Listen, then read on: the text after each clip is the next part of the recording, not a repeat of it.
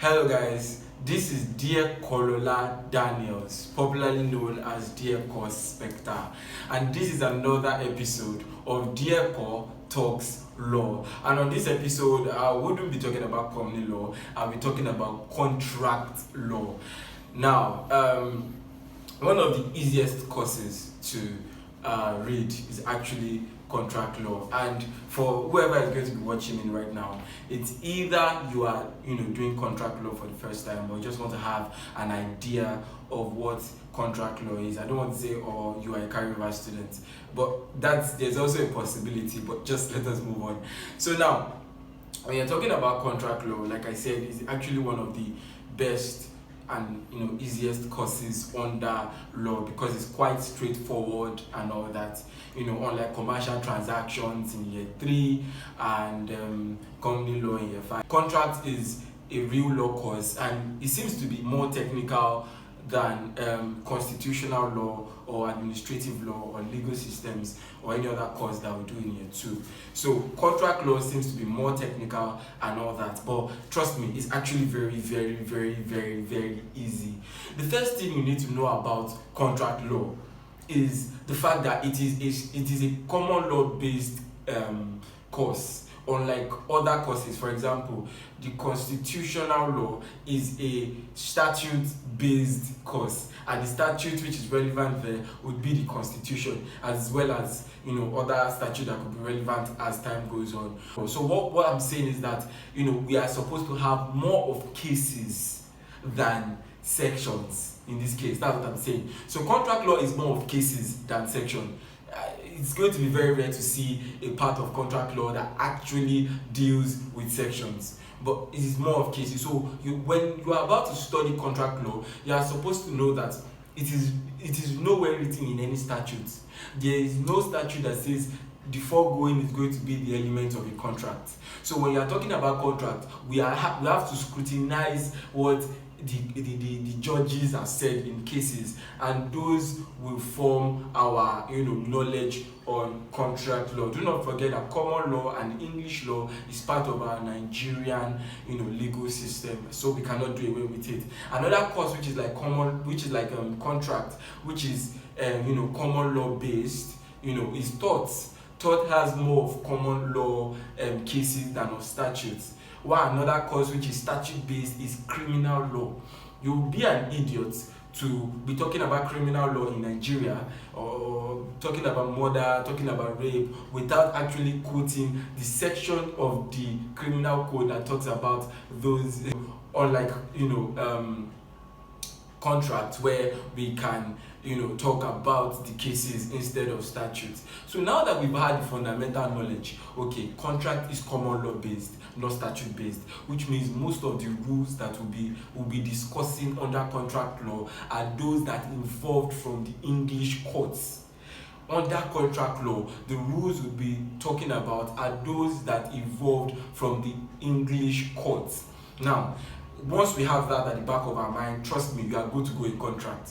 Now that we've had that, the next thing that we are supposed to ask ourselves, what exactly is a contract? But that will be discussed in another video entirely. What is a contract and what are types of contracts and all that. For this video, for this episode, I am talking about the elements of a contract. When you're talking about the elements, just like saying what are the elements in the body. In a person's body, you must have the head, you must have the hands, the legs, the thighs, the this, the that, and all. So in the contract, what will form the head, what will form the hands, what will form the legs, what will form the stomach? That is the question that we are asking. Do you understand? When we are talking about what are the elements of a contract, what are the things that if they are not in a contract, it would not be binding, or it will not be effective against the party who you seek to enforce it against. Now, the element of a contract would include number 1, offer, number 2, acceptance, number 3, consideration, number 4, intention to enter legal relation. intention to enter legal relations. So we have offer, we have acceptance, we have consideration, we have intention to enter legal relations as the element of a binding contract. Although this fourth one is not usually contemplated by the parties, but then the court will impute it while deciding. Now, the three that are usually contemplated by the parties: offer, acceptance, and consideration. Now, I'm going to glance through the whole of it today, and then I'm going to talk a little bit about offer. But in another video, I'm going to dedicate that video to discussing offer as a whole. This one is just to introduce you to contract law and make sure that you are right on track. So now, first of all, in a contract, there must be at least two parties. It is not possible for you to have a contract with yourself, except well, you understand what I'm saying. But then it is not possible to have a contract with yourself. And if you understand that it's not possible to have a contract with yourself, it means that you have to have at least two people, or at least one additional person before you can say there should be a contract. So yes, you have Edith. You have Edith here as party A, and then you have Tommy as party B. You have Edith as party A, you have Tommy as party B. Now, Edith wants to sell an iPhone X to Tommy. Now, this is basically how contract works. There must be at least two parties to a contract, as a person cannot contract with himself. Secondly, there must be something to be contracted.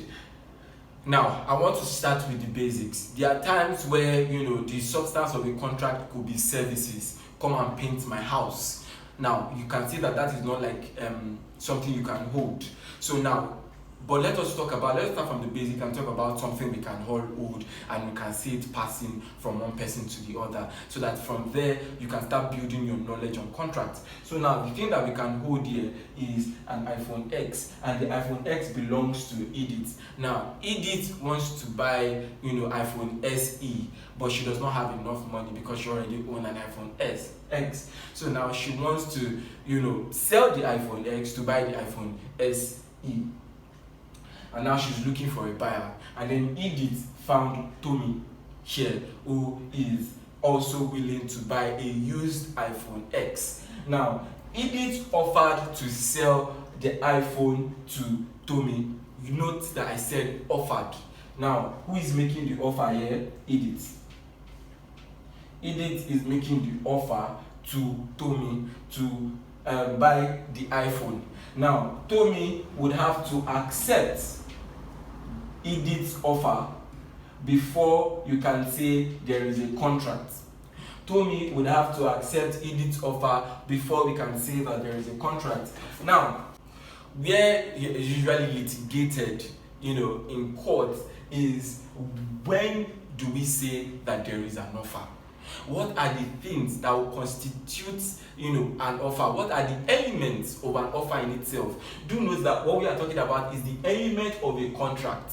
So now, when we've gotten the element of a contract, you know that for there to be a contract, somebody must make an offer. Somebody must accept the offer.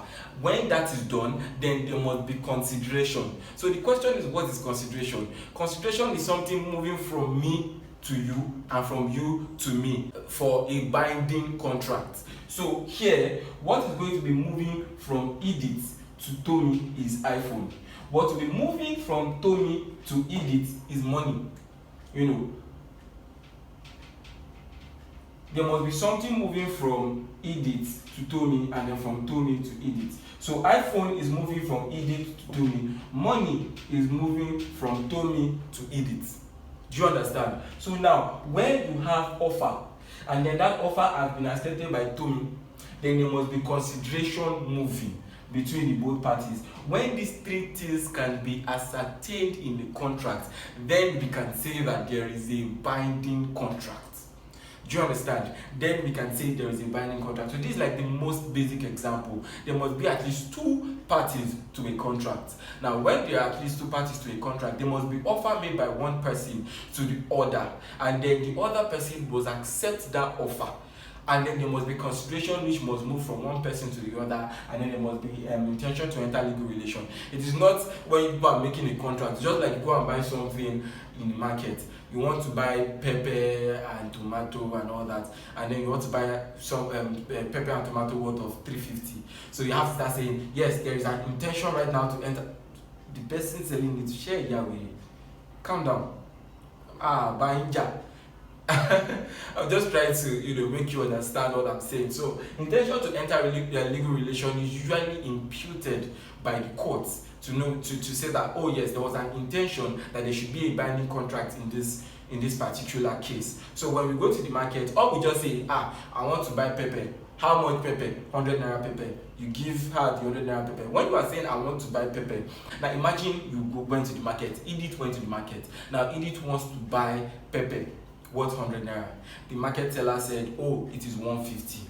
Then Edith said, okay, 150 Abi. Then Edith carries out her 150 and then hands it over to the pepper seller. Then the question is, and then the pepper seller accepts it. The question then becomes, who made the offer and who accepted such offer?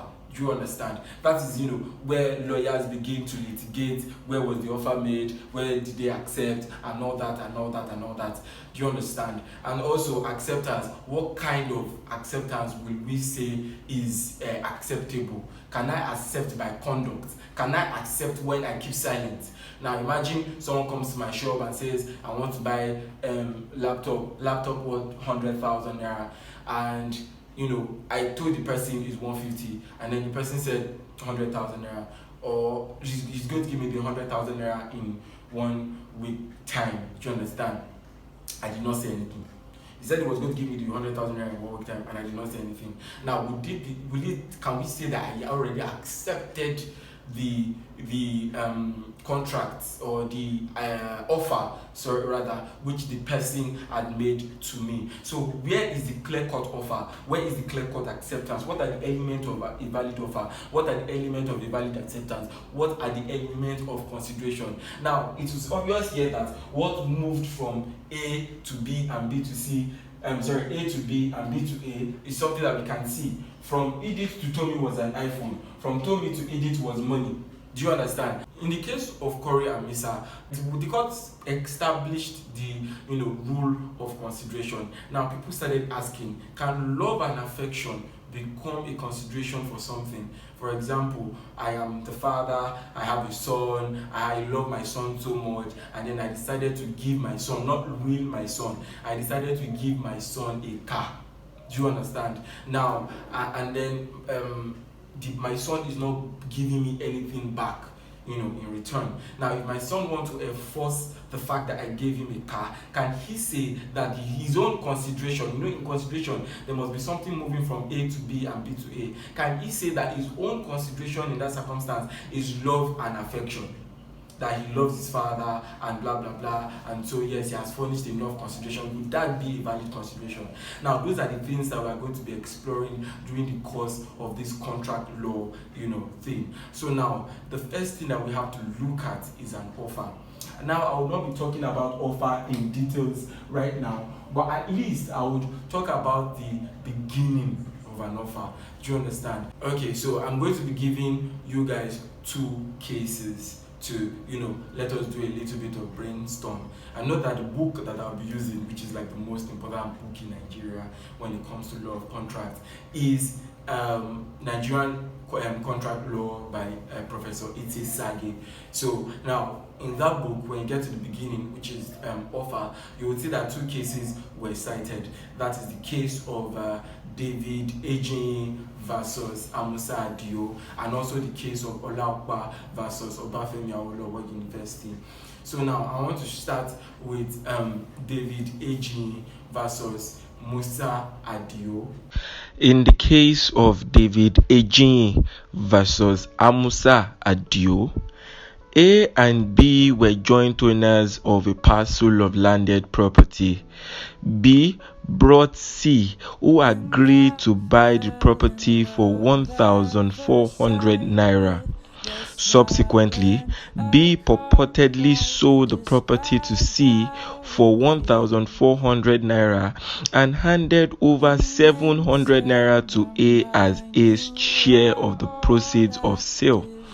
However, B later claimed that he had refunded C's 1,400 naira to him and thereby repurchased the property for himself. A challenged this claim and sought a declaration that the property remained jointly his and B's. The trial court held that B had not discharged the burden of proving that A had sold to him or transferred his half of the property to B. B appealed. Unanimously dismissing the appeal, the Court of Appeal Per Salami JCA held that in the absence of an offer, there can be no acceptance, which is expression of consent to the terms of the offer. Now, you should know that A and B were joint owners of a parcel of land. A and B were joint owners of a parcel of land. And now, this parcel of land here, this is the land. The parcel of land here wants to be bought by C. Do you understand? Now, B and C were, having talks. Note that before a valid offer is made, anything that you are doing before a valid offer is made is invitation to treat. It is not an offer or an acceptance. At that stage, there can be no offer and there can be no acceptance. So now, C wants to buy the property from A and B, but C did not make direct contact with A here, but made the contact with B. So C wants to buy the property for 1,400 naira, which means that A and B would have 700 naira each, or depending on how they want to share it. But in this case, B decided to give A 700 naira. A and B were owners of a parcel of land.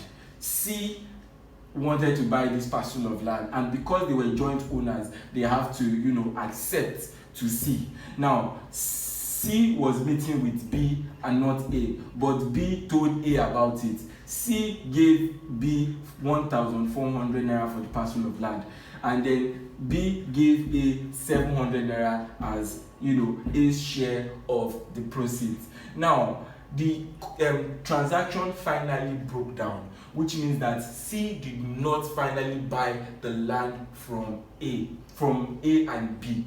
Now, B returned C's 1,400 naira, but did not collect the money from A. So A still had his share of this proceed, and then B decided to return to C his share, the 1,400 naira. So while B returned the 1,400 naira, B now said that since he has, it was deemed that there was a contract, although C did not, get the land, he should get the land instead, since A has already accepted to the contract. Do you understand what I'm saying? Here, B is saying that there is already a contract here, although he returned the money. But now, since there was no contract between A, B, and C, then the land should belong to him, as the 700 naira has already been given to A. And A has already accepted to the fact that, or accepted to the fact that there is, a contract here, and C is the owner of the land. So in the event that A has given his consent that this land can be sold, whether or not, that was the argument of B, whether or not it was the land was finally sold to B or to C, A has already given his consent. Now when they got to the court had to look at, okay, is there a contract here? And if there's a contract, what are the elements of the contract? Let us scrutinize the elements of the contract. Now the court realized this. Now, in a contract, there must be offer, there must be acceptance and there must be consideration. Consideration is not in doubt here. We can see the whole 1,400, and the things that we're moving here is land moving and money moving. That was, but where was the offer made and who accepted the offer? That was the very relevant question before the court. Now the court realized that C made an offer to buy the land for 1,400 naira, and that offer was accepted jointly by A and B. That is obvious. There was an offer here and the offer was accepted here. Bam. That one is understood. Now the owner of the land now seems to be B. How come there was an offer and acceptance here and then the owner of the land seems to be B? The court now looked at, before B can become the owner of the land, it means there must have been a contract. And then before, B jointly owned the land, not solely owned the land. So in this case, he's a sole owner and not a joint owner with A. So before B can solely own the land, then B must have made an offer to A in his name, not in the name of another person, in his name, to get that particular property. The only offer that moved here was from C to A and B. There was no offer from B to A, and therefore A cannot accept an offer that is non-existent. Before B can say that there is a binding contract between A and B, that A wanted to sell the land to B, then there must have been an offer from B to A that B wants to buy and own the property. Do you understand? Here, the only offer that came from C. In this case, B is arguing that he is the owner of the property. So for B to be the owner of the property, then B must have made an offer to A that he wants to buy the property to himself. So in the absence of an offer, there can be no acceptance. The only acceptance that came from here to here. Do you understand? There can be no acceptance from here to here because there was no offer from here to here. Do you understand? So the principle that involved in this case is that where there is no offer, there can be no acceptance. Do you understand? So the first thing you must have in a contract is offer. Now let us go to the next case of Olaopa versus Obafemi Awolowo University. Okay, so in the case of Olaopa versus Obafemi Awolowo University, this is very unrelated, but University of Lagos is the best, regardless of the fact that OE is on the board, but that's not what I'm talking about. Do you want to say Afe is the best? Okay. In the case of Olaopa versus Obafemi Awolowo University, the university had landed properties at Ibadan, which it wanted to put to profitable commercial use. It invited the applicant, an architect, to a meeting at which the development of the property for various commercial purposes, including guest house, blocks of flats, suite of offices, was discussed. The minutes of the meeting, the feasibility study on the commercial development of the property, and the survey plan of the property were subsequently sent to the applicant, but no specific request for any sketch or design was made to him by the university. On this basis, the applicant prepared designs and sketch drawings, which he forwarded to the university. This was followed by a bill for 159,875 naira as the applicant's fee for the work done. The university refused to pay for the work, and the applicant sued to recover his fees. The question then arose that whether there was a contract on which the applicant could sue. Confirming the holding of the trial court and the Court of Appeal, the Supreme Court held that there was no contract whatsoever between the parties because there was no offer from the university which the appellant was capable of accepting. According to Wallace J.S.C., who read the leading judgments, All that transpired between the appellant and the university was a discussion preparatory to the formation of a contract. Now, what happened in the case is that, number one, the school and then the architect, so I'll use A as architect. Now, the school has landed property in Ibadan. Do not forget that the school is in Osun State, Osogbo, and then he had landed property in Ibadan, on your state.